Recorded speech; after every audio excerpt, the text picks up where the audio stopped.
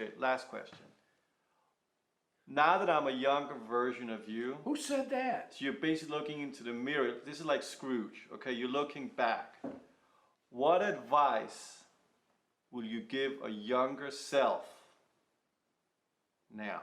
I think you already have it, and that is you must believe in yourself.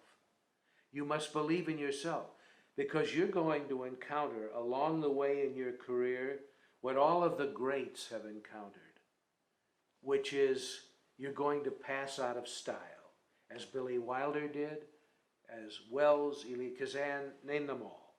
They come to a point where they can't even get hired because the industry has changed completely. You're going to face rejection. You already have to some extent. Forget the film was made so cheap that it made some money. There's rejection, which is why a career I would least advise anyone to go into is to be an actor. Because unless, and even when you become a big star, you're going to face rejection. So what's your And advice? you must believe in yourself. If you don't have enough belief in yourself, you will not survive. It's a tough business. Come hell, come high water, you're going to face rejection, you're going to face successes. And failure. And You're failure. going to face down and out abject failure. Billy Wilder, who was the smartest man I ever met in Hollywood, couldn't get a meeting for a job for the last 20 years of his life. The same with people like Richard Brooks, who I knew, and Kazan. No studio. I used to be the president of the Directors Guild in New York, and I was first vice president of the National Guild. Kazan was on my board, as was Joseph L. Mankiewicz. These were two giants of filmmaking. And they couldn't get a job. Couldn't get a meeting. So, No one's made better films in America than Kazan or Mankiewicz. looking into the mirror, seeing your younger self, one sentence. I said that to you, and I think you already have it. I don't even think it's advice. You do what few other people I've ever met do. You invest your own money in your films. Nobody does that. And one of the reasons we don't is because we're not counting the money that comes in. And very often, the people who count the money that come in have sticky fingers. Yes, but I'm talking about... I've never done that. I've never this- put money in my film. Look, I am a younger version of you. You're Billy from the set. Where's that relentless general? Now looking back, what would you want to give I to will me as only advice? make a film. I turn down more than I do. And very often I withdraw from something I say I'm going to do because I'm mugged by reality. So what would Do you not advise? do a film you don't believe in. Don't make any picture just for the money unless you're desperate. If you're desperate, it's okay. But I'll tell you that I admire you because you have found other ways to subsist and survive. You direct commercials, very good commercials. I think I've made one commercial in my life. You don't view it as a step down. You direct commercials which sustain you between films.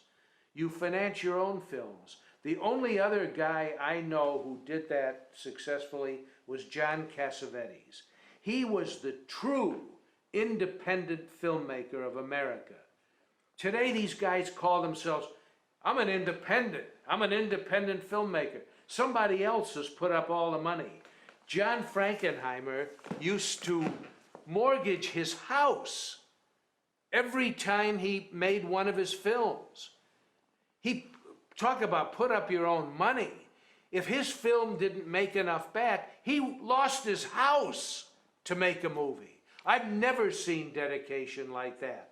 And anyone today who doesn't do that, who calls himself an independent filmmaker, is not. Independent simply means you don't get financed by a major studio. That's all it means today.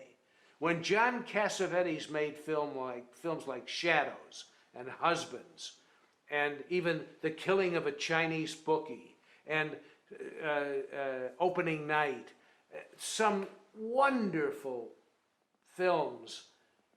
He put his house up, and if the film lost money, the house went.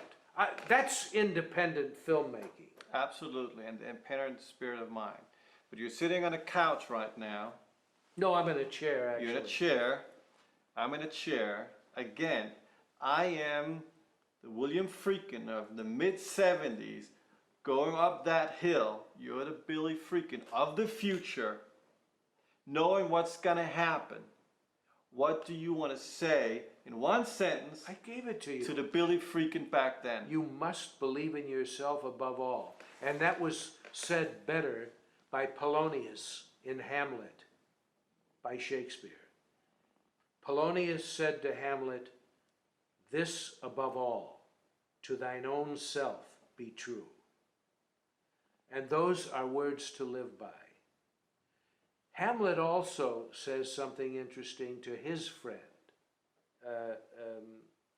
Horatio. At one point in the play Hamlet, he says, "There are more things in heaven and earth than are dreamt of in your philosophy, Horatio." Meaning, open yourself to everything. I'll tell you what I'm going to do in about 40 years. When they do a pristine print of Cruising, I will fly anywhere and introduce the movie and do a Q&A. But And you you got- have my word on that. Okay, but you got to promise me one more thing. What? You will do it as Dorothy. Absolutely. Okay. Anything for you, Billy. God bless you, Dorothy. Thank you.